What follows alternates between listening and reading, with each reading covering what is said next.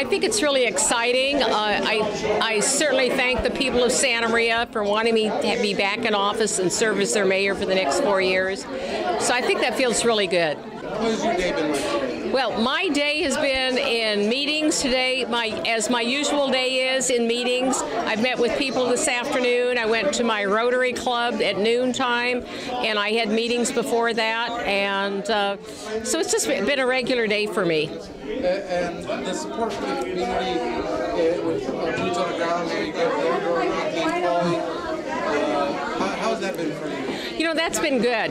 I usually do the walking. I broke my toe several weeks ago, and so I've not been able to walk, which I'm always out there walking. But, you know, I do that all year long. I go walking in businesses. I go walking in neighborhoods. I go around talking to people all the time. But during the campaign, it's a terrible time to break your toe, but that's what happens. So, What's been most exciting? you know, there's different things, you know, going to meetings, listening to people and what they have, what their vision is of Santa Maria, what they want you to do, and just the normal day-to-day contact with people and their input into the Santa Maria community.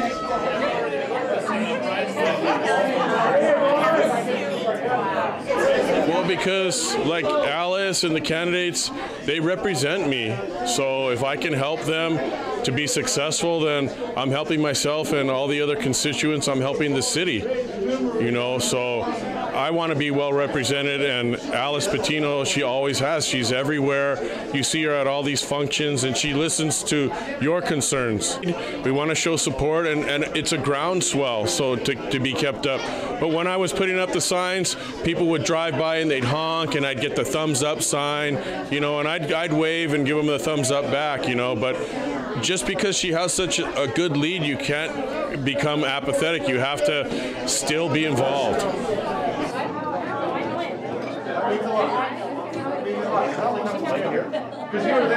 Well, I'm of course gratified to be in first at this point.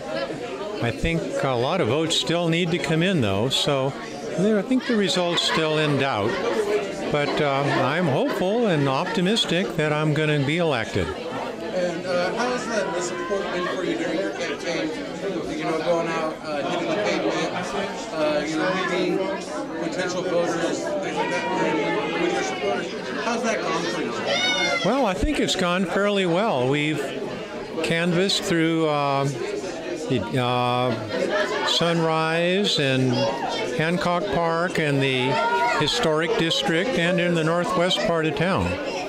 So I've got to meet quite an array of different individuals, and I've actually been surprised by how many people actually open the door when you knock on it. It's an interesting experience, actually, walking up to someone's door and just knocking on it and trying to sell themselves on yourself as a candidate for office. I tell you, on Sunday, I took all my remaining yard signs and I went out and planted them in areas where I thought they'd be highly visible, even in front of the hospital. You know, I figured the worst that could happen was they'd be simply to take my signs and remove them. But even if they were up for a day or 2 days, that would be helpful. We did a telephone blast last night where Supervisor Lavanino gave a testimonial to me, and we sent it out to 2,000 voters around 6:30 yesterday evening. So if any of you were bothered by a telephone call, it was probably due to me. Other than that, today I just went to work and worked all day.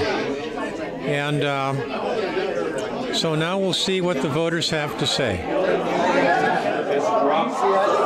Well, first of all, I think Dr. Moats is a great guy. He asked for my help, and I was more than glad to help him out. I was a member of the Boys and Girls. I was a former worker for the Boys and Girls Club, so I got the youth involved because they've helped out in the past with Alice Patino and other city council members, you know, with their campaign. So they're familiar with this type of work.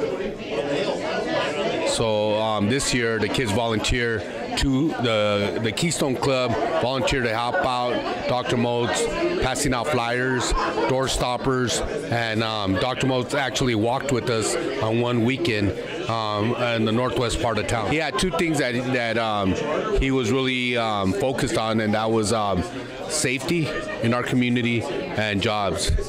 So, and that's one thing that we're reminding everyone. It was to vote for Dr. Moats because of that. I want our kids in our community to be safe, and I want him to bring more jobs to our community.